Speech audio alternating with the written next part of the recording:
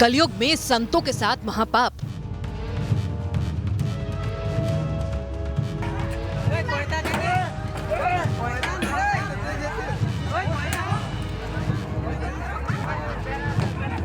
भगवान के बंदों पर वहशियाना घात।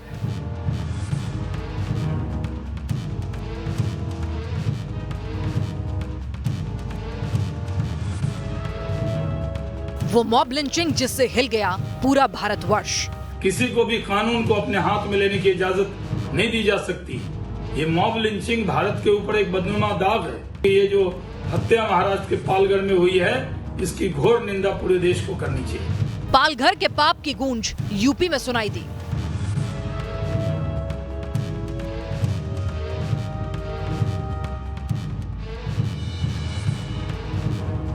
सेवा भाव वाला संत समाज आज गुस्से में उबला। इन आतताइयों को, राक्षसों को, जिन्होंने ये बहुत ही मानवता की हत्या की है, केवल 2 साधुओं की हत्या नहीं, मानवता की हत्या की है, मुझे लगता है इन्हें फांसी तक पहुंचाना चाहिए।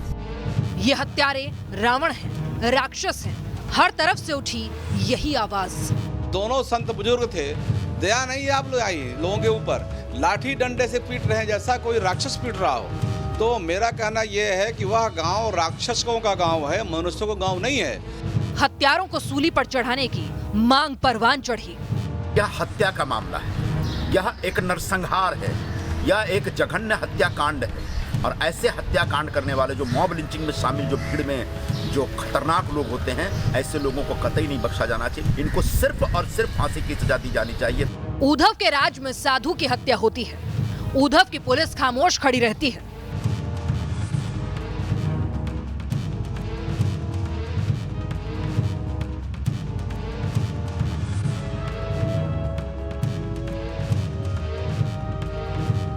भगवे के लिए लड़ते रहे बाला साहब ठाकरे, भगवा पहने साधुओं को बचा नहीं पाए उद्धव ठाकरे। जमलेल्या माझ्या तमाम हिंदू बांधवांनो, भगिनींनो आणि मातांनो, सरकार खोखली सफाई दे रही है, क्या कोई सच छिपा रही है? वहां पे हमारी पुलिस ने 2 राउंड भी फायर किए, लेकिन जो अफवाह फैल गई थी उसके कारण, जो रोष लोगों में था, उसके कारण काफी बड़ी भीड़ वहां पे इकट्ठा हुई थी। उसके कारण वो दुर्घटना हुई है। बड़ी अफसोस की बात है। सबसे शर्मनाक बात यह है कि पुलिस के सामने इस प्रकार से भीड़ लोगों को मारती है। कहीं ना कहीं महाराष्ट्र में कानून व्यवस्था लचर हो गई है। 70 साल का साधु चोर कैसे लगा? हत्यारों को मौका मिला, संतों को किसने दिया दगा?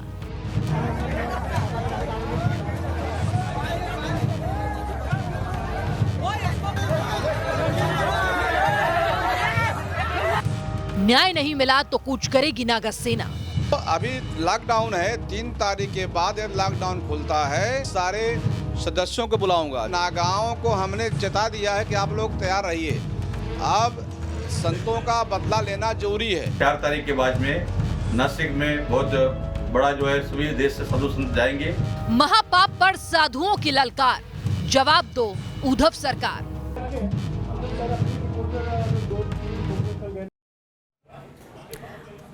पूरा देश कोरोना से लड़ रहा था, लेकिन तभी एक ऐसी खबर आती है कि पूरे देश का गुस्सा जो है वो 7वें आसमान पर है। एक वीडियो आता है, ऐसा खौफनाक वीडियो जिसे देखकर रूह कांप जाए। संतों की सरेआम हत्या कर दी जाती, भीड़ ने संतों को पीट पीट कर मार डाला। इस हत्याकांड से पूरे देश में हाहाकार है। मामले में कार्रवाई की मांग की जा रही है। संत समाज गुस्से में है। महाराष्ट्र सरकार से लेकर पूरे सिस्टम को कटघरे में खड़ा कर दिया गया है। वो गिड़गिड़ाते रहे, जान की भीख मांगते रहे,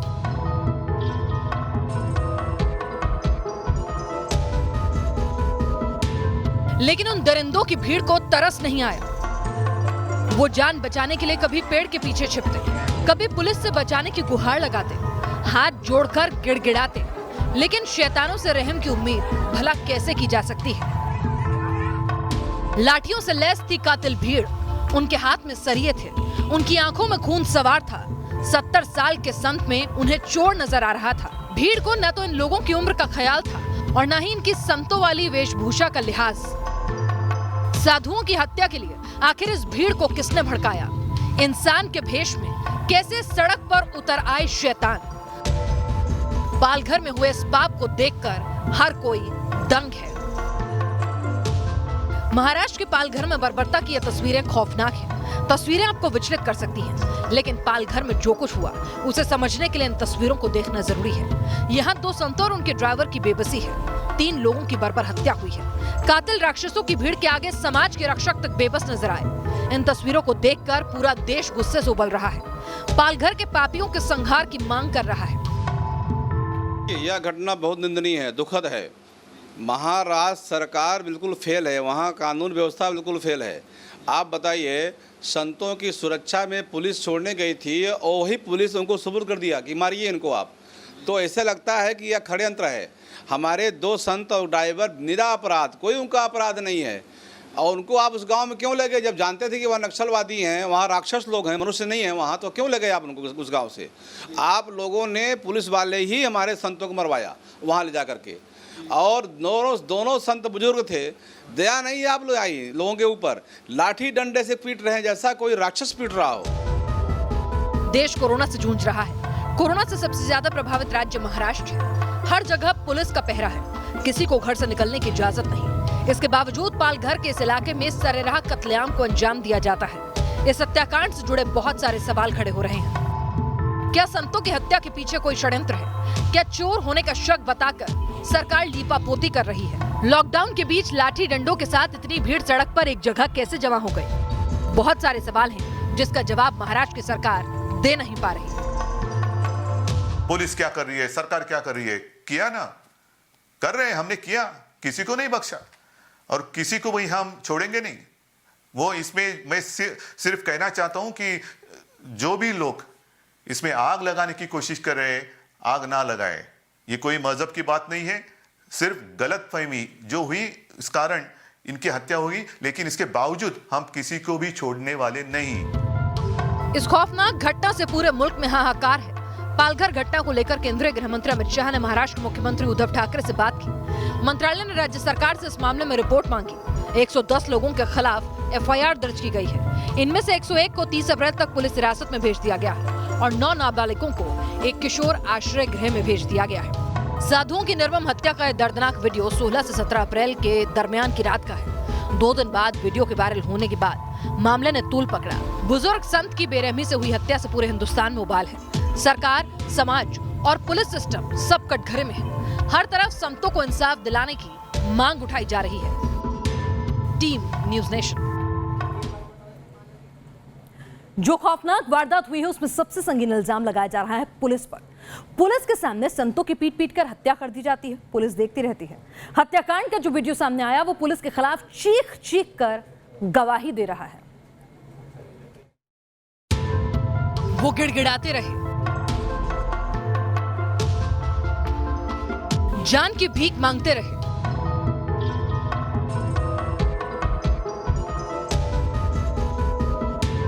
लेकिन उन दरिंदों की भीड़ को तरस नहीं आया।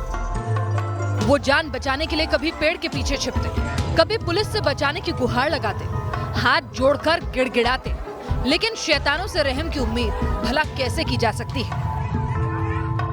लाठियों से लैस थी कातिल भीड़, उनके हाथ में सरिये थे, उनकी आंखों में खून सवार था।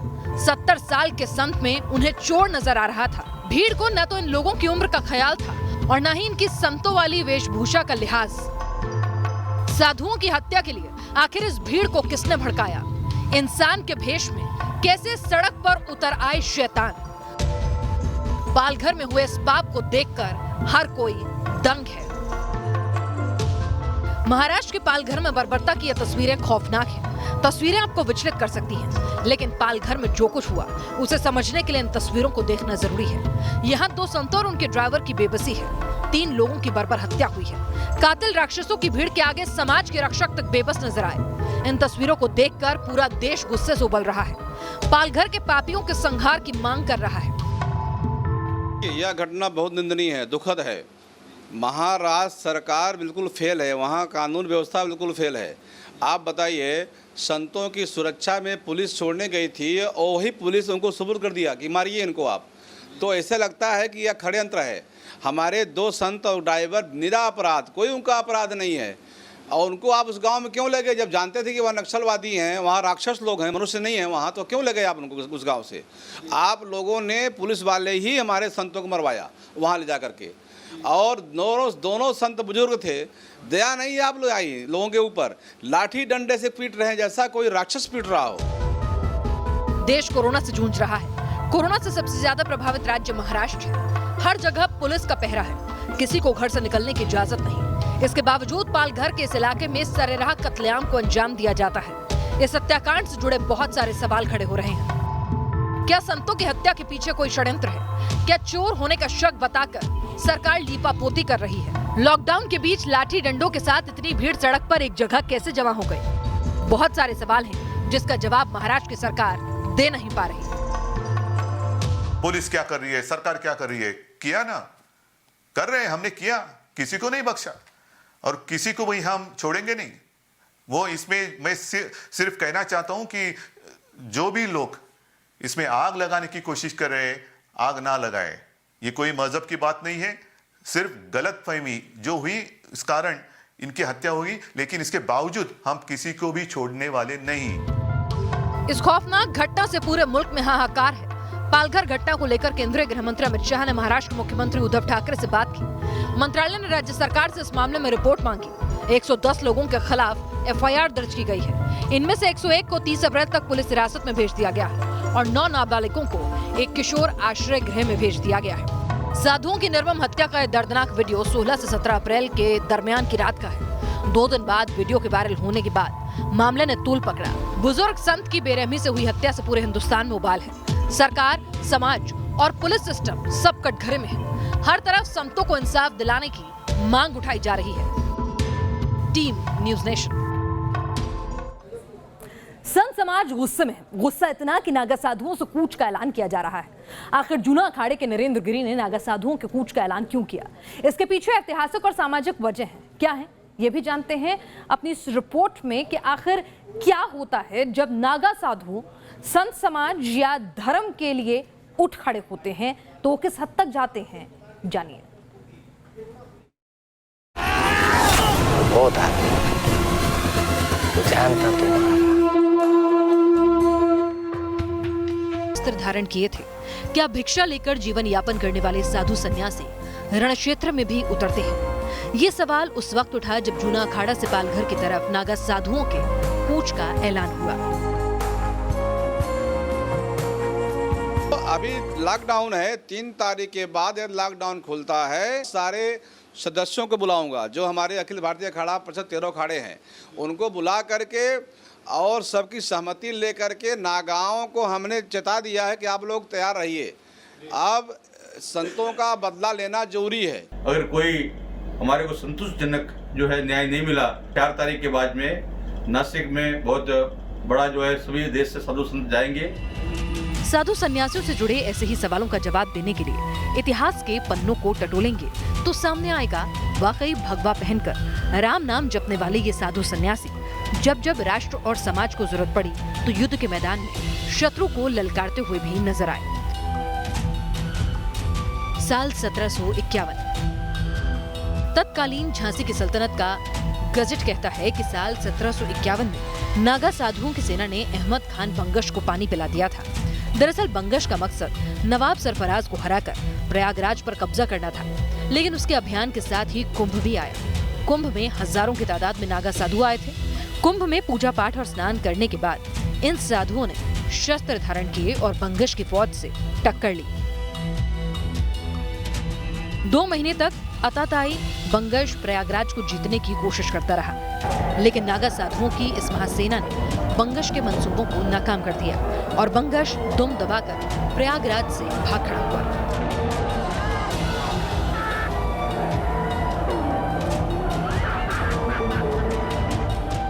साल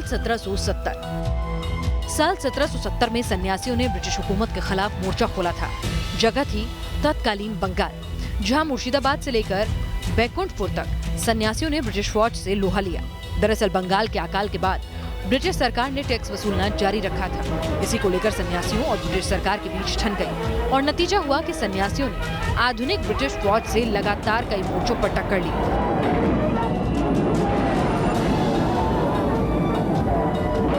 कई सालों तक सन्यासियों और ब्रिटिश सेना के बीच तनातनी चलती रही। खास बात यह कि इस संघर्ष में सन्यासियों के साथ फकीर भी शामिल थे।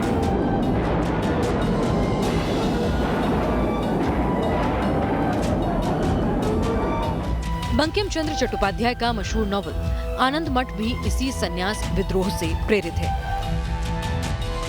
कहा तो ये भी जाता है कि अहमद शाह अब्दाली ने जब मथुरा और गोकुम पर हमला किया था तो मथुरा के तत्कालीन राजा के साथ नागा साधु भी अब्दाली से दो हाथ करने के लिए उतरे थे। उस दौर में शस्त्र धारण करने वाले ऐसे साधुओं को गोसाई कहा जाता था। माना जाता है कि राजा जवाहर सिंह को अब्दाली के खिलाफ समर्थन देने के लिए गोसाई योद्धाओं ने शस्त्र उठाए थे। सिर्फ हिंदू मान्यताओं में ही नहीं बल्कि इतिहास में भी नागा साधुओं सन्यासियों ने शस्त्र धारण कर न्याय का साथ दिया है और इसी साधु शक्ति का दम भरा है जूना अखाड़ा ने नागा सेना के कूच की हुंकार के साथ। Team news nation. तो कई सवाल उठ गए हैं इस पूरी घटना से। नागा साधुओं के कूच की बात की जा रही है लॉकडाउन के बाद, लेकिन कई सवाल पुलिस पर उठते हैं कि अगर उम्रदराज साधु 70 साल का साधु अपनी जान की भीख मांग रहा था तो पुलिस उसे बचाने में नाकाम क्यों रही? क्यों कुछ राउंड हवा में फायर नहीं किए गए और उसके बाद भीड़ को तितर-बितर करने की कोशिश क्यों नहीं की गई? भीड़ हिंसक थी तो पुलिस संतों को बाहर लाई ही क्यों? सबसे बड़ा सवाल ये है। अगर भीड़, सबसे पहले तो लॉकडाउन में इतनी भीड़ वहां पे जमा कैसे हो गई? पुलिस ने संतों को बचाने की कोशिश क्यों नहीं की? क्यों आपने हवा में सांकेतिक हवाई फायरिंग करके भीड़ को तितर-बितर करने की कोशिश क्यों नहीं की? 70 साल के बुजुर्ग को कोई चोर कैसे समझ सकता है? उसने गेरुए वस्त्र पहने हुए हैं और 70 साल का शख्स जो है उसे इतने निर्मम तरीके से आप पीट रहे हो। ऐसी आखिर कौन सी चोरी कर ली होगी उसने और उसको चोर कैसे समझ सकता है कोई? क्या मामले पर लीपापोती करने की सरकार कोशिश कर रही है ये कहकर कि वहां पर चोरी की अफवाह थी? क्या वहां पे कोई डकैत आ रहे थे कि भाई वहां पर हर रोज चोरी होती है तो इसलिए वहां पर अफवाह फैल गई थी? तो क्या ये प्रशासन का तर्क, क्या उद्धव ठाकरे का तर्क कि चोरी की अफवाह फैली थी इसीलिए ये हो गया, क्या ये गले से नीचे उतरता है? क्या किसी बड़ी साजिश पर पर्दा डालने की कोशिश की जा रही है? क्योंकि सवाल उठता है कि भाई लॉकडाउन का वक्त है, हर जगह नाके चौकी पर पुलिस तैनात है, किसी को भी घर के बाहर निकलने की इजाजत नहीं है, तो उतनी बड़ी तादाद में लोग हथियारों के साथ वहां पर कैसे इकट्ठे हो जाते हैं? हमारी इस खास पेशकश में फिलहाल के लिए इतना।